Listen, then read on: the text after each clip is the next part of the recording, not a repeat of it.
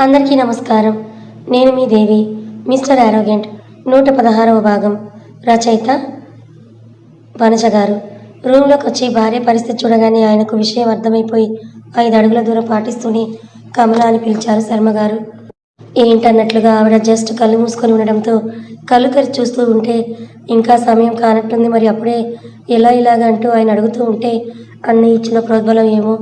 ఆడవాళ్ళు ఒళ్ళు ఇప్పుడు ఒకేలాగా ఉండదండి.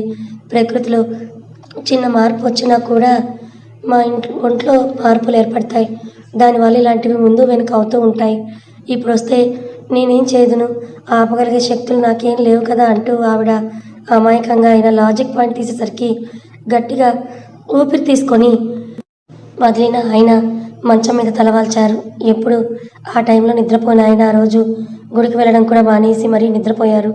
7 అలా అవుతుండగా మెలకువ రావడంతో టైం చూసేసరికి గతుక్కుమని శర్మగారు ఇంతవరకు నిద్రపోయారా అని తనను తానే తిట్టుకుంటూ స్నానం చేసి వచ్చి దేవుడికి దండం పెట్టుకుని కాసేపు టీవీలో వార్తలు అంటూ అటు ఇటు రిమోట్ నొక్కేశాక భోజనం ఆయన కోసం వేడివేడిగా రెడీ అయి ఉంటుందిలే అనుకొని కమల భోజనం వడ్డించు అని ఒకసారి పిలిచారు.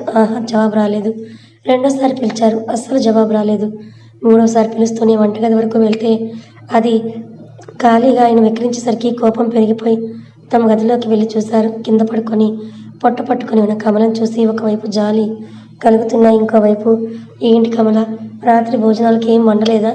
పైగా ఇంట్లో మా చెల్లి మీ అన్నయ్య ఉన్నారు, వాళ్ళకేమీ చూసుకోవా అంటూ ఆయన సీరియస్గా చెప్తున్నసరికి నా వల్ల కాదండి, చాలా నొప్పిగా ఉంది, నేనేం చేయలేనంటూ ఆవిడ కనీసం ఆయన ముఖం కూడా చూడకుండా జవాబిస్తున్నసరికి హాల్లో నుండి శర్మగారిని బావా బావా అంటూ పిలిచిన శాస్త్రి గారు ఆయన రాగానే ఏంటో అల్లుడు గౌరవం ఇస్తాను మర్యాదలు చేస్తానని తీసుకొని వచ్చావు, మరి టైం 8 గంటలు దాటిపోతున్నా కూడా ఇంకా భోజనం పెట్టేది ఉందా లేదా అని అంటూ శాస్త్రి గారు అడిగేసరికి శర్మగారికి తల తీసేసినట్టయింది. అది శాస్త్రి, మీ చెల్లికి ఆరోగ్యం బాగాలేదు, శ్యామలకు జరిగింది కమలకి జరిగిందని చెప్తుంటే అయితే ఇప్పుడు నేను చేయమంటారు, పళ్ళుతో నిద్రకు ఉపక్రమించమంటారా అంటూ శాస్త్రి గారు కూడా అడిగేసరికి శర్మగారికి ఇంకా పరుగు పోయినట్లయింది. ఆయన ఫేస్ గమనిస్తూనే పోనీ మీ చెల్లిని వండమంటారా అని శాస్త్రి గారు అడిగేసరికి వద్దు, తన విషయాన్ని తీసుకోమను, నేనే మీ చెల్లికి చెప్తానులే అంటూ అటువైపు తిరిగిన ఆయన చూస్తూ ఈయన ఇంకా మారడనుకున్న శాస్త్రి గారు అవును, మీ చెల్లిదైతే ప్రాణం, మా చెల్లిది ప్రాణం కాదు, మీ చెల్లైతే బాధ, మా చెల్లైతే బాధ కాదు, అందుకే కదా నీ చెల్లిని రెస్ట్ తీసుకోమని చెప్పి నా చెల్లితో పనులు చేస్తున్నామంటూ శాస్త్రి గారు గొడవ పడేంతలో అరిచేసరికి తల పట్టుకున్న శర్మగారు హాల్లోని సోఫాలో కూర్చుండిపోతే అది కష్టం మీద బయటకు వచ్చినట్టు వచ్చిన కమల వంటింట్లోకి వెళ్తూ మిమ్మల్ని ఎవరి ముందు తక్కువ చేయనండి అని చెప్పి నెమ్మదిగా అడుగులు వేస్తూ వంటింట్లోకి వెళ్ళి సింపుల్గా వంట చేసి బయటకు వచ్చింది. అన్నయ్య వడ్డించిన ఒకటి నేను చేయలేను, మీకు కావాల్సినవన్నీ చేశాను, తినేయండి అని చెప్పి మళ్ళీ రూమ్లోకి వెళ్ళిపోవడంతో ఇప్పుడు ఎవరి గురించి ఏంటో బాగా అర్థమైందనుకుంటా బావగారు అని చెప్పి వంటింట్లోకి వెళ్ళి తనే ప్లేట్లో రసం అన్నం పలుచగా చేసిన మజ్జిగ గ్లాస్ పట్టుకొచ్చి లోపలికి తీసుకెళ్తుంటే బయటే తినొచ్చు శాస్త్రి అన్నారు శర్మగారు. దానికి నవ్విన శాస్త్రి గారు ఇవి నేను తినడానికి కాదులేండి బావగారు, మీ చెల్లి కనీసం పైకి లేచే స్థితిలో కూడా లేదు కదా, అందుకే తన కోసం తీసుకువెళ్తున్నాను, అసలే అంత నొప్పిలో కూడా వచ్చి వంట చేసి బాగా అలసిపోయింది కదా అంటూ శాస్త్రి గారు చెప్పేది వెళ్ళకపోయేసరికి శర్మగారికి ఎవరో లాగి పెట్టి కొట్టినట్టు అనిపించింది. అంటే ఆయన గారికి ఈ మధ్య లాంటివి చాలానే జరుగుతున్నాయి కదా. మరోసారి గట్టిగా ఊపిరి తీసుకొని వదిలి ప్లేట్లో అన్నం కూడా శాస్త్రి గారు తీసుకెళ్ళినట్లే పల్చని మజ్జిగ రూమ్లోకి తీసుకువెళ్తూ కమలకు దగ్గరగా జరిగి ఆమెను పిలిచారు శర్మగారు. ఏం తక్కువై పిలుస్తున్నారు అనుకుంటూ ఏమైనా కావాలా అండి అని ఆమె వినయంగా అడిగేసరికి ఏమొద్దు, ముందు నువ్వు తిను కమల అంటూ ఆయన చెప్పేసరికి ఆవిడ ముఖంలో ఎక్కడలేని ఆనందం. మీరు తిన్నారా అంటూ ఆవిడ మొదటి ప్రశ్న ఆయన అడిగేసరికి ఈసారి లెఫ్ట్ చెంప పగిలినట్టు ఫీల్ అయి భార్య అంత కష్టంలోనూ ముందు తన గురించే ఆలోచిస్తుందనుకున్న శర్మగారు నేను తర్వాత తింటానులే, ముందు నువ్వు తిను అంటూ ఆయన ప్లేట్ని ఆవిడ దగ్గరగా పెట్టి మజ్జిగ నీళ్ళ గ్లాసు అన్నీ అందుబాటులో పెట్టి బయటకు వచ్చేసరికి అసలు 5-10 అడుగులు దూరం పాటించే ఆయన ఈరోజు తనని అంటుకున్నట్లు కూర్చొని భోజనం ప్లేట్ ఇస్తుంటే మళ్ళీ ఇది అబద్ధమని తెలిసాక ఇంకా అసహించుకోరు కదా అని ఇన్సెక్యూర్గా ఫీల్ అవుతూనే అన్నం తిని మజ్జిగ తాగింది ఆవిడ. శాస్త్రి గారు వచ్చేలోపు చేసినవన్నీ తినే దగ్గర ఏర్పాటు చేసిన శర్మగారు శాస్త్రి గారు రాగానే ఇద్దరికి ప్లేట్స్ తీసి ఆయనే వడ్డించాడు. అబ్బో అన్నట్లు చూశారు శాస్త్రి గారు. సుందరి తన చేతిని అలా నాకేసి ముందుకు వెళ్ళిపోతుంటే అది వెళ్ళిన వైపు చూసిన త్రిపద ఆశ్చర్యం ఆనందపడుతూ కృషి గారు అంటూ లేచి పరుగున వెళ్ళి అతన్ని హత్తుకుంది.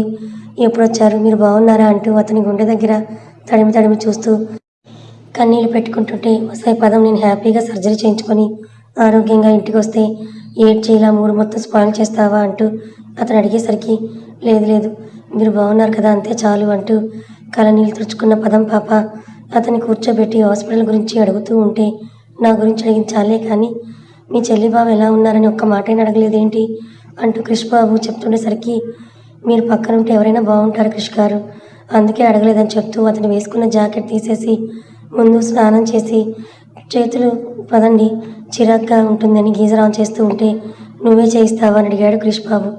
నవ్వుతూ సరే అన్నట్టు తలూపిన పదం అతని కోసం వేడిలో రెడీ చేసి పిలిచింది. వెళ్ళి కూర్చున్న అతను షర్ట్ తీసేస్తే, గుండెల మీద మన ఇండియాలోని ఇప్పుడు కుట్లు వేయకుండా అదేంటో ప్లాస్టర్ వేస్తున్నారు, అలాంటి ఫారిన్లో కుట్లు ఎందుకు వేస్తారు, అందుకే ప్లాస్టర్ లాంటివి వేసి అది మానిపోయింది కూడా, అయినా కొంచెం గ్రీనిష్ బ్లాక్లో చూపుడు వేలంతా పొడుగుతో మచ్చ కనపడేసరికి త్రిపద మళ్ళీ కుళాయి తిప్పుతుంటే, అక్కడ వస్తున్న నీళ్లు చాలు, నువ్వు మళ్ళీ నీ కళ్ళల్లో కుళాయి తిప్పి ఆ నీళ్లతో నాకు స్నానం చేయించాల్సిన అవసరం లేదంటూ క్రిష్ ఆమె బొగ్గని పొడిచేసరికి ఉక్రోషంగా అతని వైపే చూస్తూ ఆ మచ్చ మీదే ముద్దు పెట్టుకుంది త్రిపద. అతనికి మంచిగా వేడి నీళ్లతో ఆ మచ్చకు ఎలాంటి డిస్టర్బెన్స్ క్రియేట్ చేయకుండా తలారా స్నానం చేయించిన త్రిపద అతనికి టవల్ ఇచ్చి బయటకు వచ్చేస్తుంటే ఆపిన అతను హక్ చేసుకోబోయాడు. ఇలాంటివే అసలు వద్దు, మీరు స్నానం చేశారు, నేను స్నానం చేయలేదు, నన్ను ఇప్పుడే తగలకండి అని చెప్పి అతను బయటికి వదిలి ఆమె స్నానం చేయడానికి పోయింది. ఒరే క్రిష్ బాబు, నో డౌట్ పగలు పస్తులు ఉండాల్సిందే, రాత్రులు మాత్రమే నీ వాటా తీసుకోవాలని తనకు తాను చెప్పుకుంటూ ఒక ట్రాక్ పాయింట్ నైట్ టీషర్ట్ తీసుకుని మనసారా ఇంటి గాలిని ఆస్వాదిస్తూ అతను ఉండేసరికి చక్కగా చీరలు రెడీ అయి వచ్చిన పదం తడి కురులు ఆరటానికి అలా గాలి కుదిలేసి కుంకుమతో అతని ముందు నిలబడింది. ఏంటన్నట్లు అతను చూస్తూ ఉంటే, మీకు సర్జరీ జరిగేటప్పుడు అమ్మవారి గుళ్ళో కుంకుమార్చన చేయించాను క్రిష్ గారు, అదే ఇది ప్రతిరోజు మీ చేత్తో పెట్టించుకోవాలని ఆశ అంటూ ఆమె చెప్పగానే తనకు అలాంటివన్నీ అంత నమ్మకం ఉన్నాయో లేవో తనకే తెలియదు. ఎందుకంటే ఎప్పుడు ఇలాంటివి చేయలేదు. కానీ త్రిపద ఆనందం కోసం కుంకుమని వేళ్లతో పట్టుకొని ఆమె పాపిట్లో దిద్దాడు. ఆ మాత్రానికే పరవశించిపోయింది త్రిపద. తన పొడవాటి కుర్లకు ప్లక్కర్ పెట్టి వదిలేస్తూ కిందకి రండి పూజ చేస్తానని చెప్పి అప్పటికే టైం 6 దాటిపోవడంతో కిచెన్లోకి వెళ్ళి వెంటనే ఈజీగా అయిపోయేలా నెయ్యి కేసరి చేసి స్వామివారికి సమర్పించాక పూజ చేస్తూ గట్టిగా గంట కొట్టి బయట తులసమ్మకు గడపకు అగరబత్తీలు వెలిగించాక క్రిష్కి కూడా హారతిచ్చి అతని నుదుటిన బొట్టు పెట్టి కాలు మొక్కి ఆశీర్వాదం తీసుకుంది త్రిపద. ఆమె చేసేవన్నీ హాల్లో కూర్చున్న ప్రకాష్ గారు అబ్జర్వ్ చేస్తున్నారు. ఒక్కరోజు ఆయన కనబడకపోయినా నెక్స్ట్ డే వచ్చాక త్రిపుర కూడా అలాగే చేసేదని గుర్తు తెచ్చుకుంటూ కొడుకుని కోడల్ని అపురూపంగా చూసుకుంటూ ఉన్నారు ప్రకాష్ గారు. క్రిష్ వెళ్ళి ఆయన పక్కన కూర్చోగానే మామ భర్తల కోసం కాఫీ తేవడానికి వెళ్ళింది త్రిపద పాప. ఎలా జరిగింది క్రిష్, సర్జరీ అంతా ఓకేనా అంటూ ఆయన ఫోన్లో 100 సార్లు అడిగినా కూడా మళ్ళీ రియల్గా అడుగుతుంటే బాగా జరిగిందన్నట్టు తల ఊపిన క్రిష్ నార్మల్గా ఉంటే అతని భుజం మీద చేయి వేసిన ప్రకాష్ గారు, త్రిపదని తీర్చిదిద్దుతున్న నీకు చాలా థ్యాంక్స్ రా అని చెప్తూ ఉంటే ఆయన వైపు ఒక లుక్ ఇచ్చి పదం ఇచ్చిన కాఫీ అందుకొని బయటకు వెళ్ళి మండపంలో కూర్చున్నాడు. అతని పక్కనే వచ్చి కూర్చుంది పదం పాప. ఏంటండి ఏదో ఆలోచిస్తున్నారని అడుగుతూ, ఏం లేదు అని క్రిష్ చెప్తే, లేదు మీరేదో ఆలోచిస్తున్నారు, అదేంటో మీ భార్యనైనా నాతో కూడా చెప్పుకోకూడదా అంటూ త్రిపద అడిగేసరికి ఆమె చేతిని తన చేతుల్లోకి తీసుకుంటూ తను సాఫ్ట్వేర్ కంపెనీ పెట్టాలన్న విషయాన్ని చెప్పి దానికి కావాల్సిన బ్యాక్గ్రౌండ్ వర్క్ క్లయింట్ ప్రాసెస్ అంతా అయిపోయింది, ఇప్పుడు కావాల్సింది కేవలం ఆఫీస్ బిల్డింగ్ ఇంకా ఎంప్లాయీస్ అంటూ క్రిష్ చెప్పేసరికి, అవునా మరి దానికోసం ఎక్కువ డబ్బులే ఖర్చు అవుతుంది కదండి అని త్రిపద అడిగితే, అవును దానికోసమే లోన్ తీసుకోవడానికి ట్రై చేస్తున్నానంటూ క్రిష్ బాబు చెప్తే, ఎందుకు మీరు ఇంత ఆస్తి పెట్టుకొని కూడా అంటున్న త్రిపద మాటలు నాపేసింది క్రిష్ చూసిన చూపుకి. ఎంత అవసరం అవుతుందండి అంటూ పదం పాప అనేసరికి రఫ్గా ఒక 50 crores అంటూ అతను చెప్పేసరికి కళ్ళు నోరు కప్పలాగా తెరిచి చూసింది పదం. ఒక పని చేయండి క్రిష్ గారు అంటూ త్రిపద చెప్పేసరికి ఏంటో చెప్పు అన్నట్లు చూశాడు అతను. మావి దగ్గర అప్పులాగా తీసుకోండి, మళ్ళీ మీకు ఆ మనీ వచ్చేసాక విత్ ఇంట్రెస్ట్తో తిరిగి చేయండి, అప్పుడు మీకు ఆయన దగ్గర చేయి చాపాను హెల్ప్ తీసుకున్నాను అన్నట్లు గిల్టీ ఫీలింగ్ కూడా ఉండదు ఇప్పటికిప్పుడు బ్యాంక్ వాళ్ళైనా కూడా ఎవరో ఒకరు రిఫరెన్స్ లేదే ఇవ్వరు కదా, దానికంటే ఇది బెటర్ ఆప్షన్ అంటూ పదం చెప్పేసరికి అభి అన్నయ్యని అడుగుదాం అనుకున్నాను కానీ ఎందుకో అడగబుద్ధి కాలేదు అంటూ క్రిష్ చెప్పేసరికి చూడండి, బయట ఎవరిని అడగడానికి మీకు ఎలాగో అనిపించింది, పైగా అడగాలని ఆలోచన కూడా వచ్చింది, కానీ మీ సొంత నాన్నగారిని అడగడానికి మీకు నామోషీతనం. ఇప్పటికిప్పుడు మీరు అడిగితే మామయ్య గారు 50 కోట్లు కాదు 150 కోట్లైనా చెక్కు రాసి ఇస్తారు, కానీ మీరు తీసుకున్నది అప్పుగానే కదా అంటూ త్రిపుత కొంచెం బ్రెయిన్ వాష్ చేసేసరికి అదే కరెక్ట్ అనుకున్న క్రిష్ బాబు అదే విషయాన్ని రాత్రి డిన్నర్ తర్వాత తండ్రికి చెప్పాడు.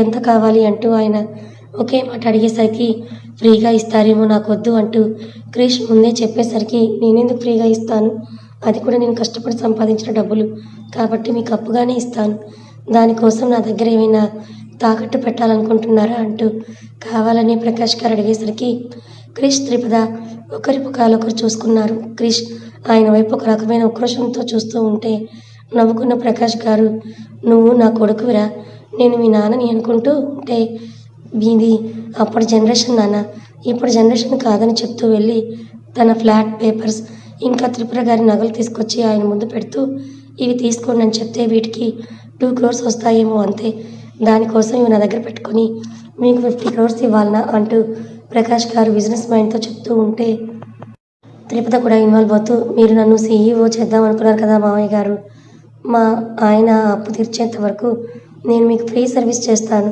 నా శాలరీ కూడా అందులో కట్ చేసుకోండి అని ఆమె చెప్పేసరికి ఇద్దరు వైపు చూసిన ప్రకాష్ గారు మనసులోనే నవ్వుకున్నారు. హరిత ఈ పేపర్స్ ఈ నగలు అవి తీసుకెళ్ళి మన రూమ్లో పెట్టేయని చెప్పి, బట్ ఆన్ 1 కండిషన్, మీరు నా దగ్గర తీసుకున్న అమౌంట్ మొత్తం నాకు తెచ్చిచ్చాకే నేను వీటిని రిటర్న్ ఇస్తాను అని చెప్పారు. దానికి దంపతులిద్దరూ ఓకే అంటూ తల ఊపాక ఎవరి రూమ్స్లోకి వాళ్ళు వెళ్ళిపోయాక ప్రకాష్ గారితో గొడవ వేసుకుంది హరిత.